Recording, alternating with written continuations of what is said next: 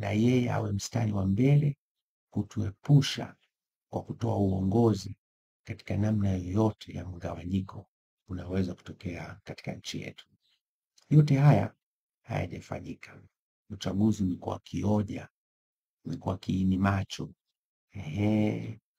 Hata wale ambao tunaweza tukasema ndio kama wapinzani hivi, kiongozi wao mfungwa gerezani, anaendelea na kesi huko.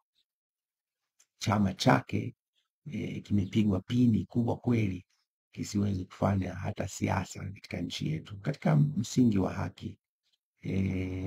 Hili halikubaliki, lakini nchi imegawika, watu wanasikitika, watu wana huzuni kubwa. Lakini viongozi wa Chama cha Mapinduzi ni kama wameshupaza shingo, na hii inatupeleka kwenda kiwango kingine cha kusema watu hawa sio tu wanatakiwa kukataliwa, hatutakiwi kutoa ushirikiano, ikiwemo kuto kuhalalisha haramu wanaoifanya sasa hivi. Hivyo ni muhimu kwa kila mtu kufahamu. Mimi nasema kuto kushiriki uchaguzi ndio kitakuwa kitendo kitakatifu cha kuto kutoa uhalali kwa watu wenye dhamira mbaya na nchi yetu. Nilipenda hili nianze nalo vizuri sana. Leo nitaka niwasimulie mambo kadhaa. Moja, na nitakuwa nimepiki mambo mengi kwa sababu nilikuwa natafakari sana na nawasikiliza maoni yenu. Mwingine anasema bwana fanya iwe shule, wengine wanasema hapana tuzungumzie mambo ya watu na muda hautoshi, kwa nitakuwa nachanganya. Hivi mkisikiliza mgombea wa CCM amekuwa akitoa orodha ya vitu vya kufanyika, vitu ambavyo mkuu wa wilaya anaweza akafanya, vitu ambavyo mkurugenzi wa halmashauri anaweza akafanya, vitu ambavyo kwa kauli ya kiongozi mmoja mkuu wa mkoa na vikao vikiketi, jambo hilo linafanyika mara moja bila hili. Lakini naona mgombea wa urais ndio anazungumza vitu hivi. Mmemwona kule Songea anaahidi mkituchagua soko hili litakamilika, tutajenga soko. Huu ni mwaka 2025. Soko ni jambo dogo sana ambalo kwa sera hizi za CCM linaweza likakamilika ndani ya muda mfupi kabisa na lisisubiri uchaguzi mkuu. Swali la kujiuliza, kama haikuwezekana kuweka soko, ni kitu gani kingine kitawezekana katika miaka mitano inayokuja? Kama haikuwezekana kujenga hizi flyover tuliziahidi mwaka 2020, ni kitu gani kitawezekana katika miaka mitano inayokuja? Tuliaminisha watu kutoka mwaka 2015 kuhusu miradi ya kimkakati mikubwa ambayo ikikamilika, utekelezaji wake unahusisha watu wengi, kukamilika kwake kunahusu watu wengi. Nikimsikiliza Mama Samia, silioni hilo likitoka. Unasikia tu ni orodha ya vitu vidogo vidogo, Kiingereza ningesema practical needs, mahitaji madogo madogo ndio hayo yanatuahidi. Tafsiri yake nini? Hawana dhamira ya kweli na ya dhati, na yeye akiongoza kutufanyia mageuzi makubwa katika nchi yetu ya Tanzania. Hili mimi sikubali na nalikataa kwa nguvu zote, kwa sababu nchi hii Watanzania wanalipa kodi, ndio inaendesha serikali, ndio inapaswa kutoa maendeleo kwa watu wetu. Pesa ya nchi hii inatosha kufanya mabadiliko na mageuzi makubwa ya kuleta maendeleo makubwa kwa watu wetu wa Tanzania. Unapoona tunatoa ahadi nyepesi za kujenga masoko hapa na pale, inasikitisha. Haya mambo yalitakiwa kwa kauli moja yangekuwa yamefanyika. Kama hayakufanyika, katika miaka mitano ambayo tumeikamilisha mwaka huu, najiuliza tulikuwa wapi? Kwa nini hatukufanya?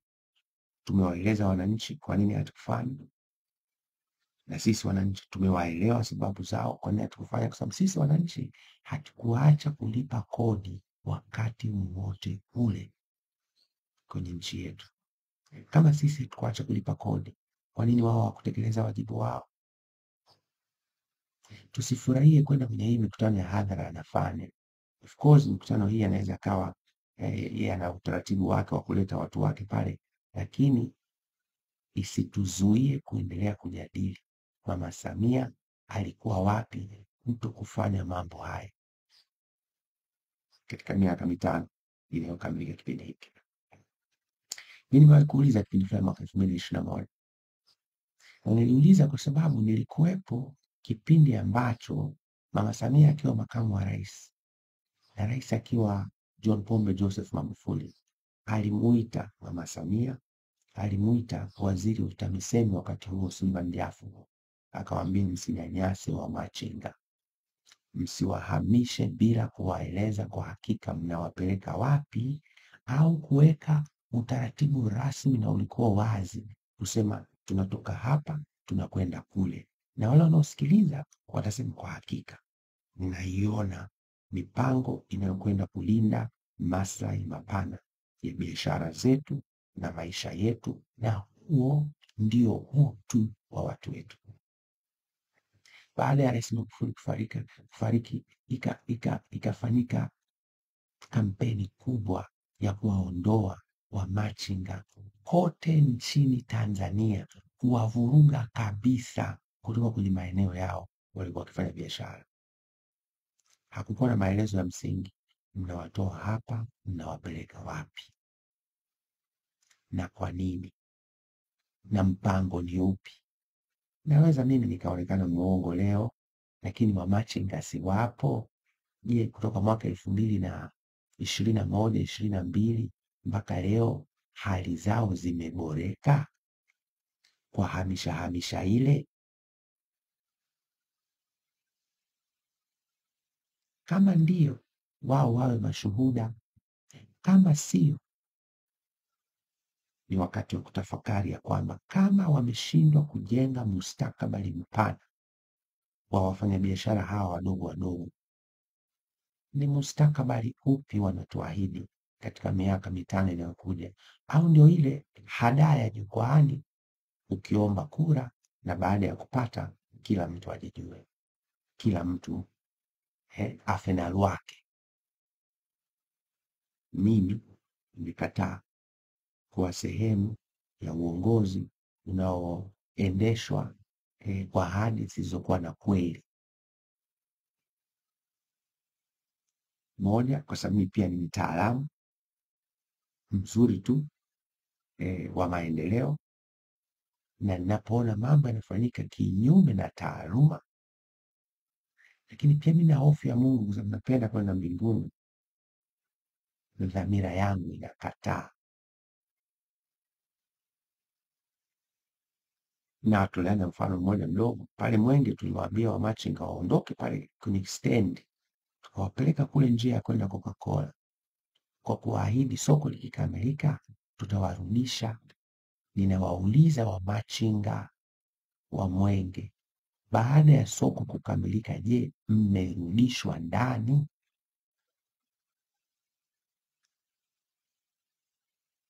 Jibu mko nalo ni ila mimi nikipita, picha ninayoiona si picha ya wamachinga waliorejeshwa, kwa sababu hata kule njia panda ya kwenda Coca-Cola, wamachinga bado wako pahala pale, hatari kwa usalama wao na wanunuzi wao wanaokuja. Hili halikubaliki.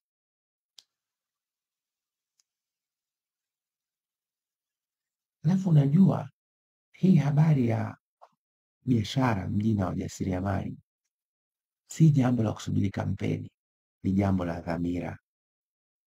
Mimi sioni dhamira ya Mama Samia, na maelezo yanayotolewa kwenye kampeni. Iko mtu anasema, oh, una chuki. Chuki ya nini? Hakuna chuki. Nimeamua kusema ukweli, na kama yupo mtu mwingine ana ukweli mzuri zaidi kuliko niliokuwa nao, na hakuseme, tusikilize. Alafu mimi watu watanipuuza. Mimi nilipata kuwa mkuu wa wilaya wa kwanza wa wilaya ya Ubungo. Pale Ubungo kuna soko la Mahakama ya Ndizi. Nilipong'amua hila inayofanyika pale sokoni, kulikuwa kuna kikundi cha watu wachache kinakusanya mapato kinyume na sheria. Kutoka ofisi ya mkuu wa mkoa wakaenda pale kipindi hicho Bwana Makonda, wakatizama, wakasikiliza kero, wakaondoka, hawakurejea tena. Mimi nilipokwenda, na shahidi atakuwa Bwana Boniface Jacob, wakati huo akiwa mwenyekiti meya wa halmashauri ya manispaa ya Ubungo. Nilipiga marufuku mara moja kikundi kilichokuwa kinakusanya mapato kinyume na utaratibu, na nikaelekeza wafanya biashara na wajasiriamali wote katika soko lile watatoa shilingi 1,000 tu kwa siku, na watafanya biashara bila kubugudhi. Wakati mkuu wa mkoa anakwenda pale, alielekeza watu wafanye ukaguzi wa ni shilingi ngapi soko lile lilikuwa linatengeneza. Kwa mwezi lile soko lilikuwa linatengeneza milioni 690.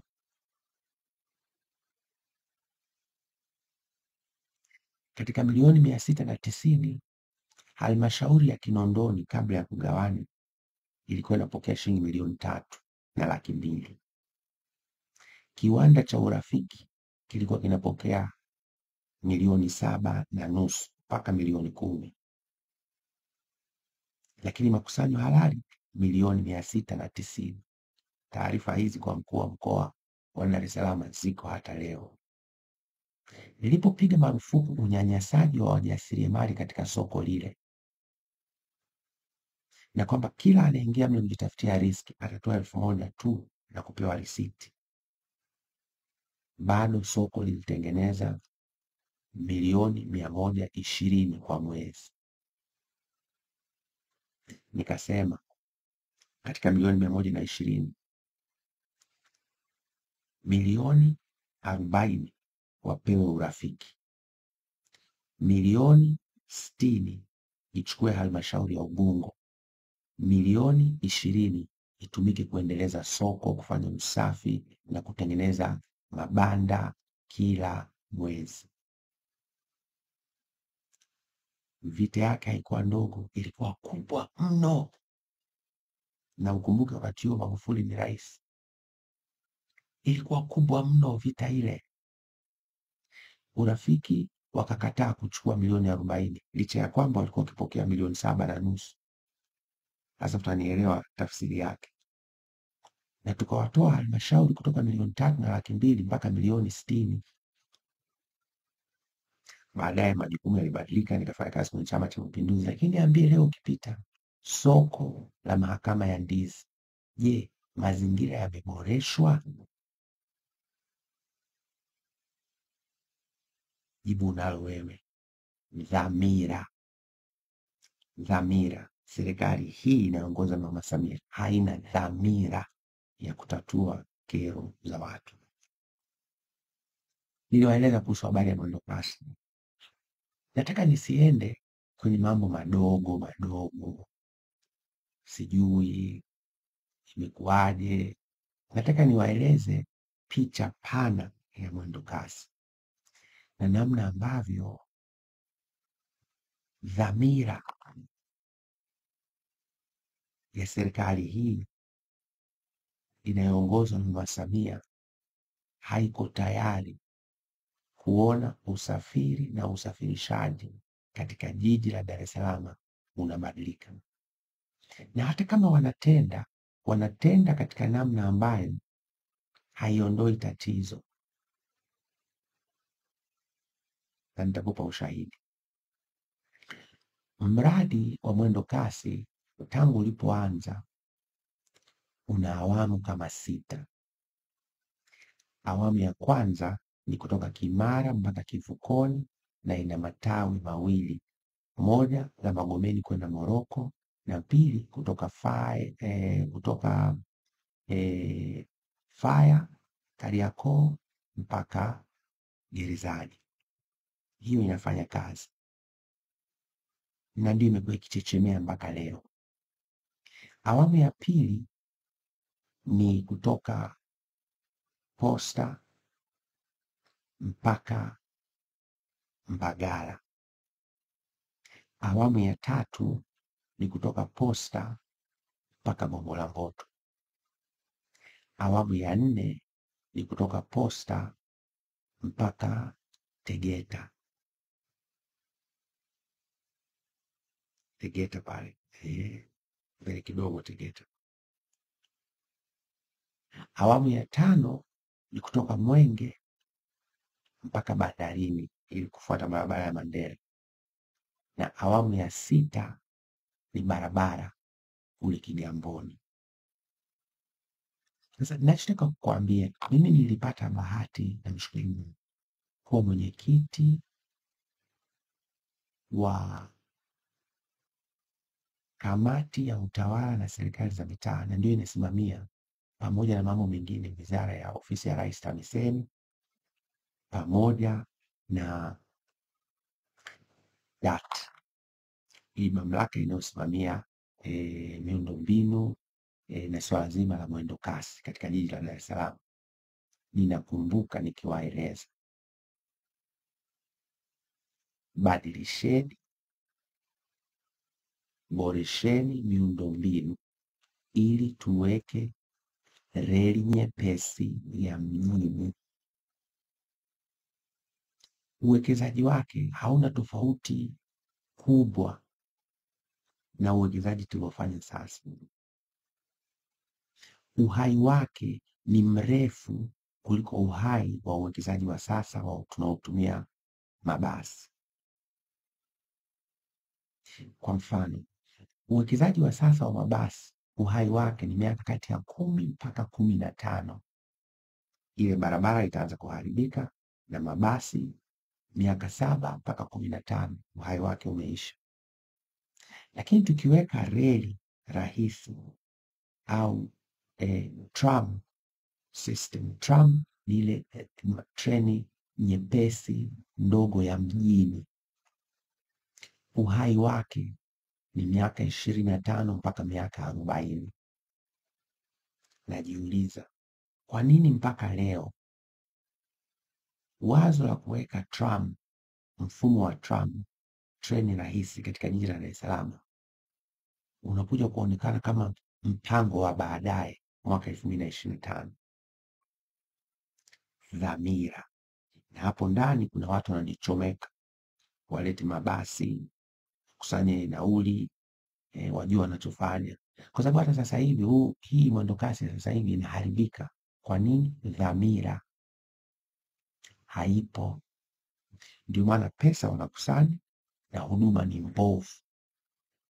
Pesa wanakusanya na ukarabati wa mabasi hawafanyi. Pesa wanakusanya na bado wanazongana namna hata ya kugawana mapato. Na hiyo ni pesa inayokusanywa, ile tunayoiona. Inayopotea huenda ni kubwa zaidi. Wanakusanya wastani wa bilioni 3 kwa mwezi, na bado mabasi ni mabovu, hayatoshi, na miundombinu inachoka kadiri muda unavyokwenda. Wako wameonyesha mfano nchi kama ya Ethiopia, wana reli ya mjini nzuri sana na inatumia umeme. Nipiga hesabu, ukiangalia awamu ya kwanza, ya pili, ya 3 na ya 4, pesa ambayo imekuwa committed ni zaidi ya bilioni $1. Hii ni wastani wa trilioni 2 na bilioni 500. Kiwango hicho hicho kingeweza kutupatia mfumo wa treni rahisi ya mjini ambayo haihitaji kubadilisha magurudumu, haihitaji kubadilisha alternator, haihitaji kumwaga oil ya mabasi na mambo kama hayo. Matokeo yake mwaka 2025 bado nasikia tunaingia mkataba na kampuni ya kutoka Uarabuni Abu Dhabi ituletee mabasi 299. Mabasi tena 2025. Mfumo mzuri wa usafirishaji, mabasi huwa yanatumika katika barabara zinazolisha kwenye reli nyepesi, tram. Kwa mabasi yangekuwa yanatoka Mwenge mpaka Ubungo, Ubungo mpaka Tazara, Tazara mpaka airport, airport Majumba 6, Majumba 6 Kinyerezi, Kinyerezi, mnielewa, tunafika mpaka wapi? Mbezi Mwisho, kituo kikuu cha mabasi, na pale reli itakuwa inapita. Ingawa kwa sasa hivi reli itakuwa inaishia Kimara, lakini kwa maana hiyo then mabasi yangeendelea kutoka Mbezi Mwisho mpaka Mbezi ya Chini pale kwenye hospitali ya Masana. Alafu kutoka pale tungeunganisha tena mabasi yangeteremka mpaka Mbezi ya Chini kabisa, barabara ile ya Kawawa, Old Bagamoyo Road. Mabasi ya mwendokasi yangetoka kutoka Kinyerezi yangeshuka mpaka Segerea mwisho mpaka unakuja hapa Tabata relini. Hizo zinaitwa feeder roads, barabara zinazolisha mfumo wa reli. Huoni wakifikiri hivi? Mwaka huu wanasema wapo kwenye mipango. Unagundua tatizo ni dhamira. Wako tayari waanze kutengeneza vituo vya kulisha gesi kwenye mabasi, lakini hawako tayari kutumia gesi hiyo kutengeneza mitambo ya kuzalisha umeme. Unagundua kama si ufinyu wa maono, dhamira, makusudi, hawataki tupige hatua. Lakini kwenye mwendo kasi utagundua mtifuano unaotokea pale ni wa kufanya uamuzi, tena sio wa rais, waziri tu. Kauli hii moja na mgogoro umeisha. Lakini matokeo yake unaona kila mtu pale ni kama ni mnufaika. Ni mnufaika. Nani anaruhusu wakaweke karakana Jangwani, mahali ambapo unajua maji hujaa? Basi wanaweka karakana kwa kila mtu anawaona, wanajenga karakana Jangwani, inawekezwa pesa pale, walipa kodi Jangwani. Halafu nini kinatokea? Mafuriko yanakuja, yanaharibu mabasi yote yaliyopakiwa pale. Hatuni mtu kuwajibishwa. Waziri mkuu anaona, makamu wa rais anaona, ndo anahusika na mazingira, rais anaona ndo na dhamana ya nchi. Hakuna anayechukua hatua. Hawa watu hawamaanishi kutuletea maendeleo kwenye nchi yetu. Leo unaleta mabasi mengine 299. Nauliza, nimewaambia kwa bilioni $1 tungeweza kutengeneza mfumo wa tram Dar es Salaam kwa kutumia phase hizi ya kwanza, ya pili, ya tatu, ya nne, kwa muundombinu uliokuwepo na maboresho madogo. Tutaongeza substations, mifumo ya umeme, basi tungaliweza kuwa na mfumo wa treni mkubwa zaidi Afrika baada ya Ethiopia. Kwa bilioni $1 au trilioni 2 na bilioni 500. Inataka uongozi, haitaki bla bla. Inataka dhamira ya kweli na ya dhati ndani ya moyo wa kiongozi mkuu anayetuongoza, anayekuwa na maono. Maono ni yale mambo makubwa mazuri ambayo mkuu wetu anayaona mbele, na akieleza anatushawishi kumuunga mkono. Leo ukimsikiliza kiongozi wetu mkuu, anakushawishi kumuunga mkono, anakushawishi au anazungumza vitu ambavyo alitakiwa kuwa ameshavifanya katika miaka 5 iliyopita. Tafakari, ipende nchi yetu Tanzania, tunayo hii tu. Leo hii ninaambiwa idadi ya mabasi imekuwa ndogo mno. Kwa nini? Wanakusanya nauli, hawafanyi ukarabati, hawatengenezi mabasi. Mabasi ni mabovu, lingine mengi, lakini moja limetaka kuwaka moto juzi na kudhuru watoto wadogo na abiria waliokuwemo. Kwa nini? Kwa sababu pesa inakusanya, kama haiendi kwenye maboresho, kama haikarabati mabasi, ambao ndio lengo kuu la msingi. Unataka sisi wananchi tuseme nini kama sio mnakula hela hiyo?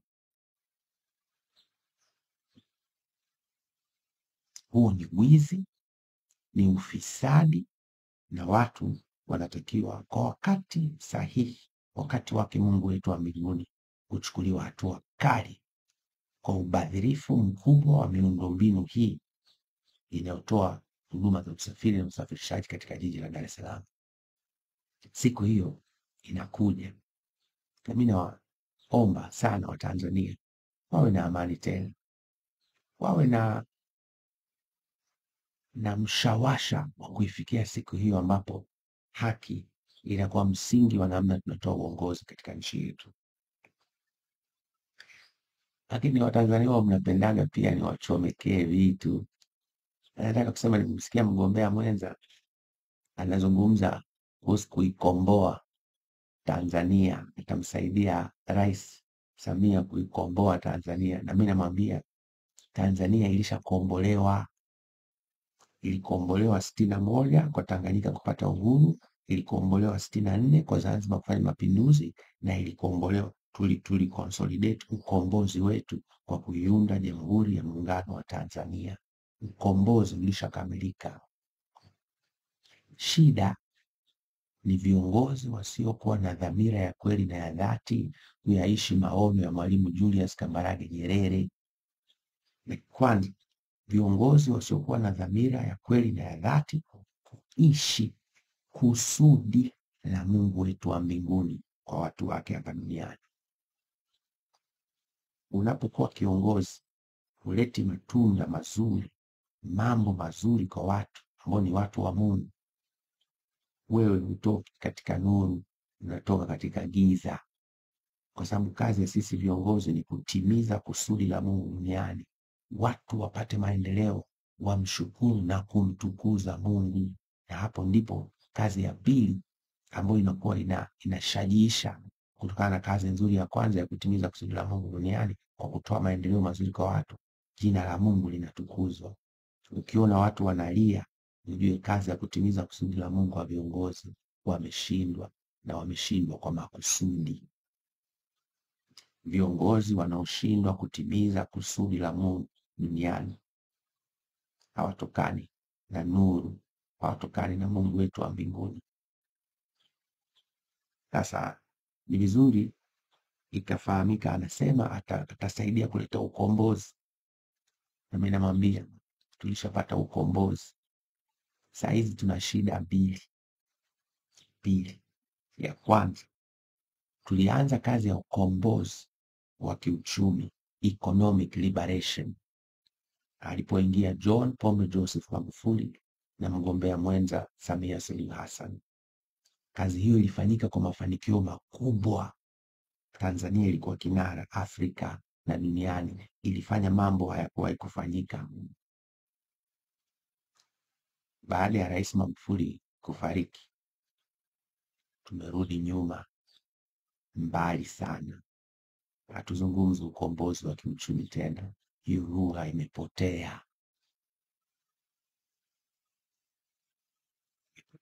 Mungu hata wanasema wanyonge hawahusiki. Mama Samia anayumba saa zingine, anasema mimi siongozi wanyonge, alafu baadaye anasema hawa wanyonge wenzangu. Unagundua anatuchenga. uongozi serious hautaki kuwachenga wananchi. Na Mama Samia, usikasirike unapoambiwa ukweli kama kiongozi, kwa sababu ukweli humfurahisha mfalme na si uongo na sio fitna na sio chuki. Ninakwambia ukweli. Emmanuel Nchimbi anakudanganya wewe na anatudanganya sisi kwamba mnataka kuleta ukombozi. Hakuna ukombozi.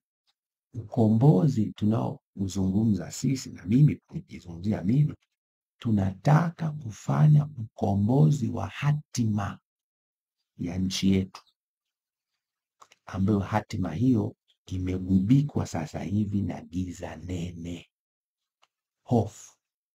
Watu hawana uhakika wa maisha yao.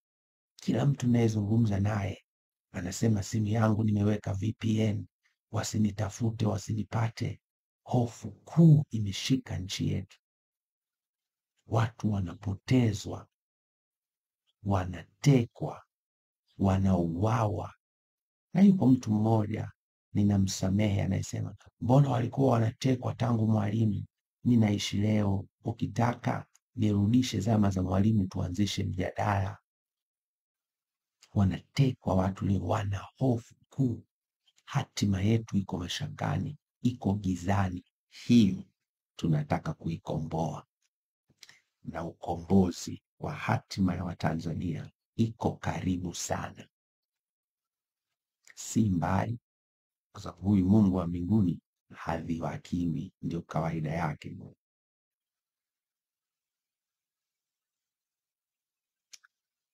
Lakini kwa sababu nisimwache ndugu Nchimbi hivi hivi, unajua polisi wanatumika saa nyingine vibaya, kutisha, kupiga watu na kushiriki kwenye vioperesheni vya uovu.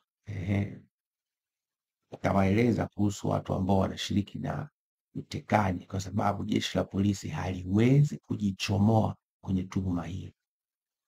Na wala wasiwe na wasiwasi, siku inakuja hawa watakiri dhambi hizi na hatua kali zitachukuliwa dhidi ya wote wanaoongoza magenge ya kunyamazisha, kutisha watu, kuteka na kuua watu.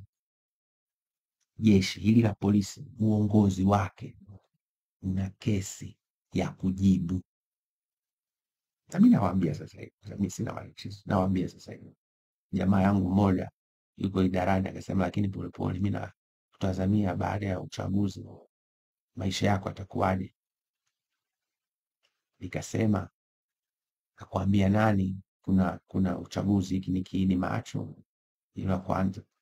Nikamwambia, akasema baada ya siasa hizi. Mimi sifanyi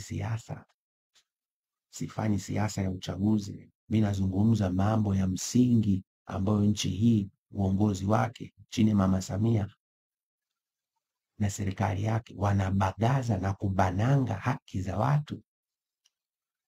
Nikamkumbusha mwaka 2021 nilipofanya shule ya uongozi tulikuwa na uchaguzi. Akasema mwaka ule ulikuwa humsemi rais. Nikasema nimetumia miaka 4 kujiridhisha shida ni uongozi kutoka juu kwa Rais wa Jamhuri ya Muungano wa Tanzania Mama Samia Suluhu Hassan.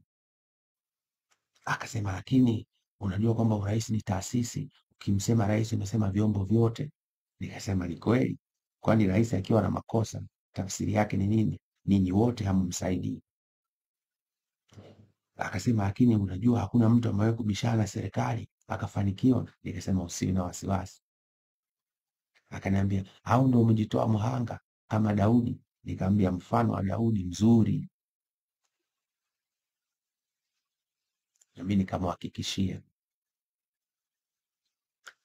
serikali hii na vyombo vyote vya ulinzi na usalama havikujua mimi nitazaliwa Tanzania. Yuko aliyejua, Humphrey Hezron Polepole siku moja atazaliwa katika Jamhuri ya Muungano wa Tanzania. Huyo peke yake mimi ninamuogopa, na nikienda kwake ninanyenyekea. Vyombo vya ulinzi ndio maana vinaitwa vyombo. ni kama vyombo vya kupikia, ni vyombo vyetu. Tunapaswa sisi wa Tanzania kuvitumia kwa mujibu wa katiba, sheria, kanuni na taratibu na tamaduni nzuri tulizojiwekea. Vyombo hivi ni mwiko kwa asili yake kujigeuza na kuanza kuwatumia Watanzania. Ni mwiko.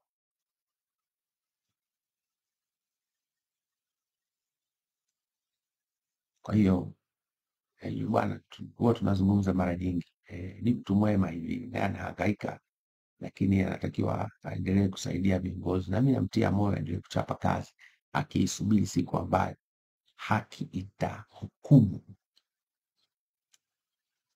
Lakini kwa sababu nilikuwa namzungumzia Bwana Emmanuel Nchimbi, nikasema hivi, nyinyi mnakumbuka kwamba pale Oysterbay Police, kwa sababu nazungumzia polisi, pale Oysterbay Police, ule uwanja unaoanzia pale Namanga unakuja mpaka Moroko. Unafahamu ule uwanja ulikuwa unabinafsishwa kipindi fulani kwa bwana yule, aliyonisema na mimi nikamsema, kwa bwana yule na kampuni zake walikuwa wanachukua pale, wanageuza pale, wanajenga masoko, nufaika yeye.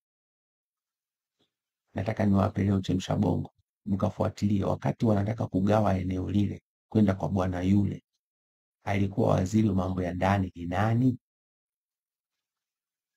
Atakayepata tutamtafutia zawadi, na ikibidi mnaweza kumuuliza pia Bwana Emmanuel Nchimbi ili naye atusaidie majibu. Ni nani aliyehudumu kama waziri wa mambo ya ndani aliyetaka kuligawa eneo la police line hapo Namanga Moroko, hapo polisi ya Oysterbay, lile eneo lote. Mimi nimesoma Mbuyuni Primary School, nimepita pale kwa miaka 7. Alitaka kuligawa lile kwenda kwa bwana yule anayetubagaza mpaka kwenye madini.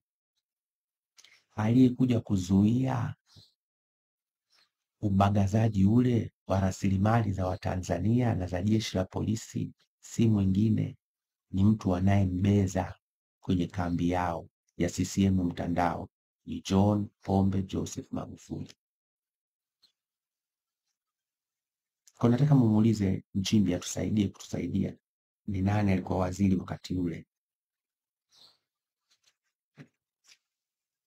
Nimemsikia Mheshimiwa Rais anazungumza kuhusu nwi. Nikasema mtu mmoja anamsaidia rais, labda wale wazee wale washauri, Ulembo, Omar Hadi Heri pamoja na Luhavi, wawe wanakaa na rais kwa unyenyekevu, wamsaidie. Rais ni baba yetu na mama yetu, hizo jinsi zote anazichukua rais. Huwezi kwenda kuwaambia watu kwa lugha kama ya kubana pua, nwi. Ni mwiko. Wale watu ndio msingi wa mamlaka yote. Hata uamiri jeshi mkuu wako hautakiwi wala kujitambulisha, umetoka kwao. Nimeona mara kadhaa, unajua mara kadhaa rais amewahi kujitambulisha, niliyesimama hapa ndio rais. Inawezekana wasaidizi hawakumwambia.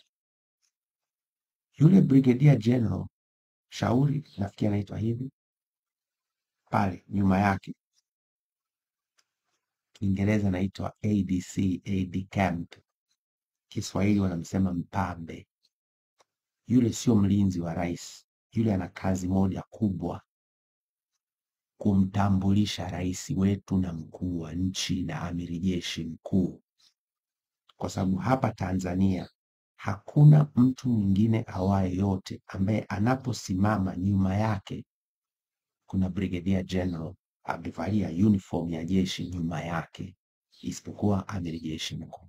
Hata asipojitambulisha, ukimwona Brigadier General kasimama nyuma ya mtu anazungumza na nini au anatembea, huyo ni mkuu wa nchi, amiri jeshi mkuu na rais wetu. Nitaka mfahamu hilo. Kwa si vizuri Mama Samia unapoenda kwanza kujitambulisha tena inaonekana unatufokea. na hatuja kukosea, unatutisha, na wewe utishi, kwa sababu anaitisha ni Mungu peke yake.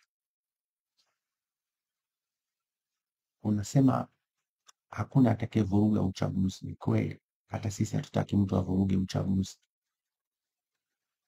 Unachotakiwa kujua, kwa nini watu wana malalamiko, hilo ndio unatakiwa kujua. Sioni ukifanyia kazi malalamiko na kuona ukipuuza malalamiko ya watu.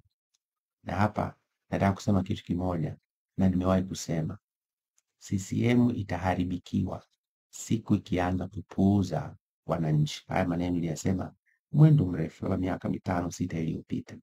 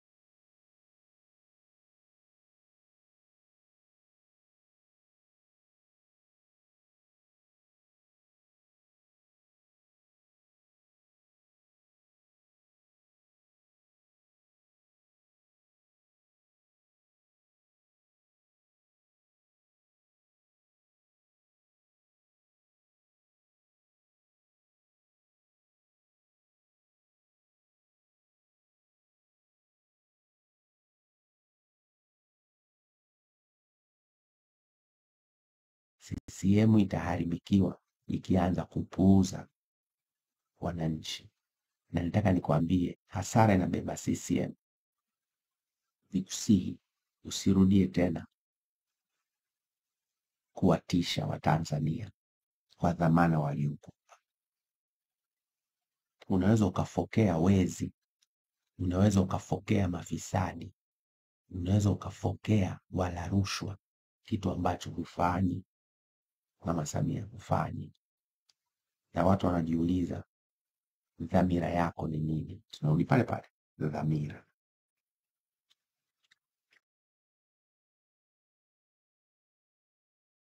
Ni pale pale, dhamira.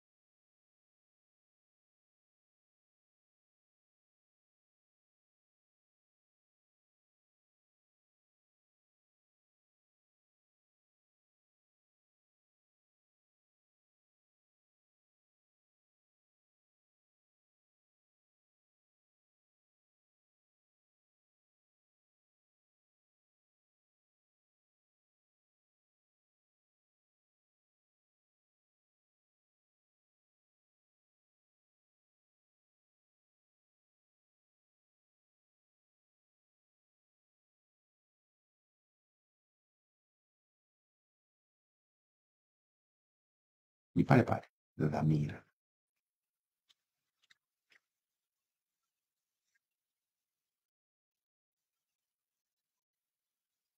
Siku moja Mama Samia, hii watu wanasema pia mtandaoni, anazungumza pale, ndio ile mtindo wa kusema practical needs. Unajua kuna kitu kinaitwa kwenye maendeleo, kuna kitu na kwenye elimu ya jinsia na maendeleo, kuna kitu kinaitwa practical needs, alafu kuna kitu kinaitwa strategic needs. Strategic needs ni mahitaji ya kimkakati ambayo ukiona mtu amelitamka unaona jambo kubwa linatatua kero nyingi za watu. Alafu kuna kitu kinaitwa practical need, ni jambo la kawaida, mtu akilitatua ni hilo tu. Practical need ni jambo la kawaida, mtu akilitatua ni hilo tu.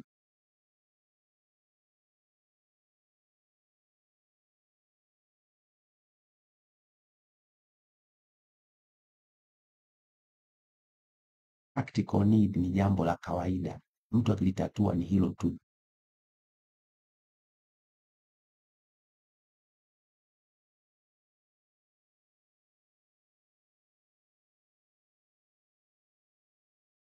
Practical need ni jambo la kawaida, mtu akilitatua ni hilo tu.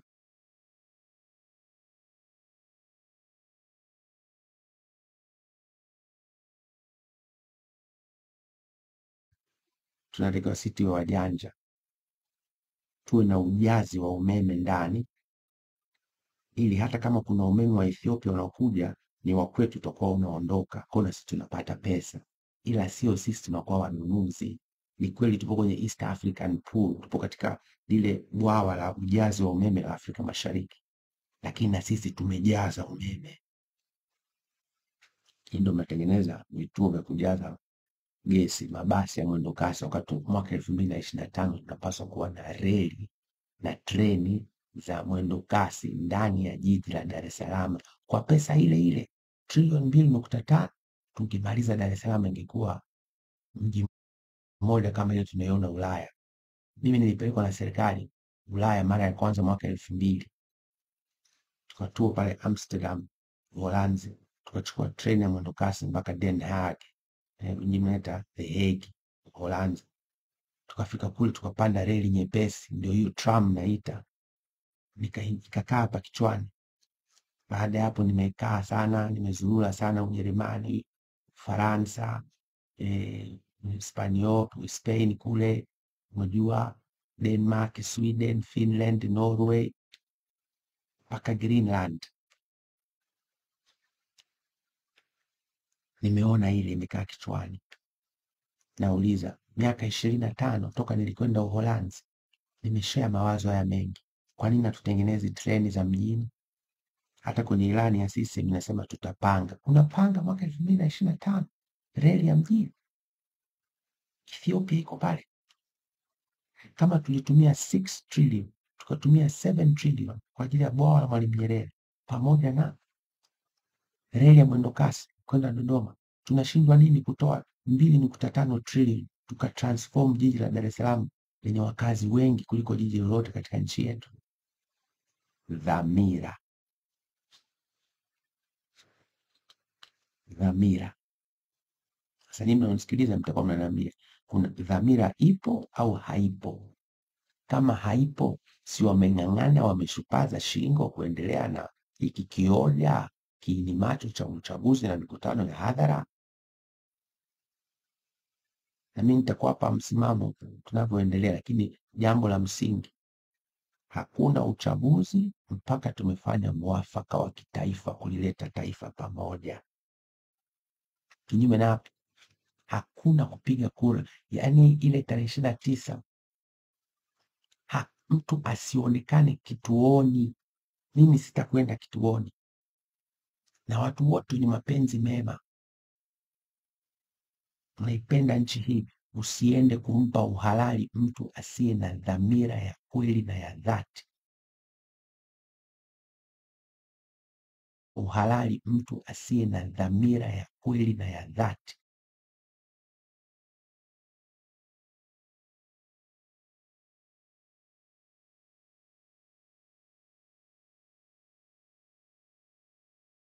Uhalali mtu asiye na dhamira ya kweli na ya dhati.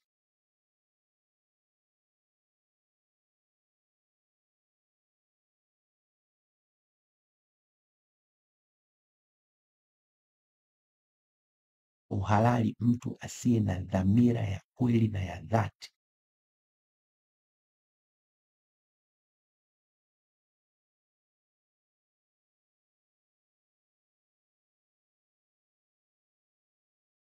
Uhalali mtu asiye na dhamira ya kweli na ya dhati.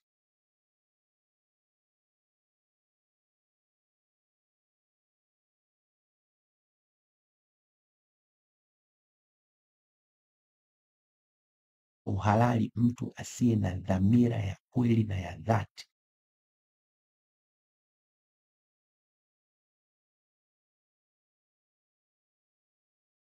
Wanayemtumikia. Kwa yanayoendelea kwenye nchi yetu, Mungu anasema nini? Tupo katikati ya giza nene la hofu. Wako viongozi wa dini wananiombea, na mshukuru Mungu sana kwa ajili yao, lakini wako wanaogopa hata kupokea message yangu. Yaani message inaingia, wanasoma na hawajibu, na ni salamu tu. Hofu kuu, wanaogopa binadamu kuliko Mungu. Na niwakemee ninyi viongozi ambao mmekuwa mkifanya mikutano hii. Mkutano mmoja mlifanya pale Usigo, maeneo ya kama Gongo la Mboto huku, jimbo la Ukonga. Alikuwepo mwana CCM mmoja, jamaa yangu sana, akaniambia kuna mchungaji sijui mtu wa dini akasimama, kwa sababu walianza kuzungumza kuhusu mpuzeni Polepole, kama nyinyi viongozi wa dini mnatakiwa kumtenga. Nyinyi CCM viongozi mnaweza mkaingilia mtengwa na dini yetu au dhehebu ninalo shiriki? Mimi nimeshavuka kanisani na kwenda kushirikiana wenzangu, lakini mimi uhusiano wangu ni moja kwa moja na Mungu wetu wa mbinguni. Yule bwana akasema, lakini kwa nini msifanyie kazi anachosema? Hai, mkamshukia mkambagaza. Is very unfortunate, kwa sababu pia kutoka pale nafikiri nilipata mawasiliano ya mahali ambapo familia yangu na mimi pia huwa tunaabudu pale kanisa Lisegerea. Mkatafuta hata mchungaji huko naye mkamtisha.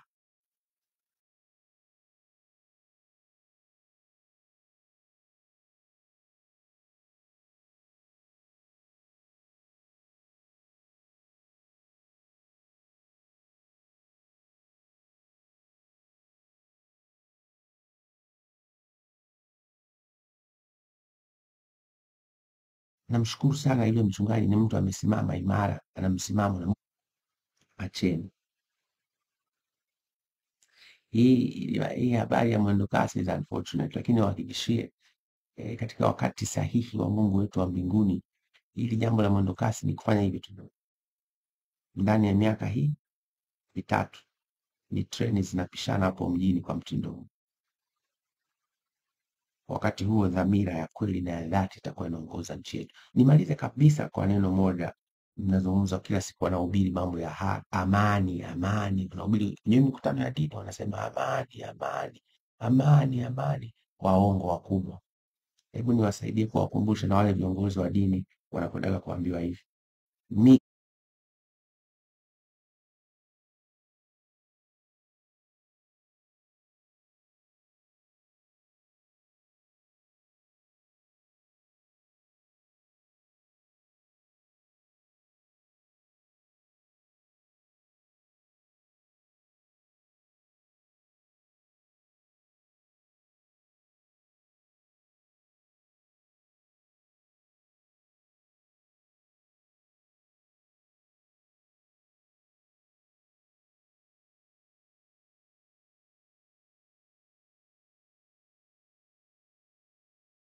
Na matunda ya haki yatakuwa na utulivu. Acheni kuhadaa watu, zungumzieni haki, tuwe na amani ya moyo, tuwe na amani ya mazingira. Ndio hapo sasa tutazungumza kuhusu amani, haki kwanza. Asanteni na Mungu wa mbinguni awabariki sana.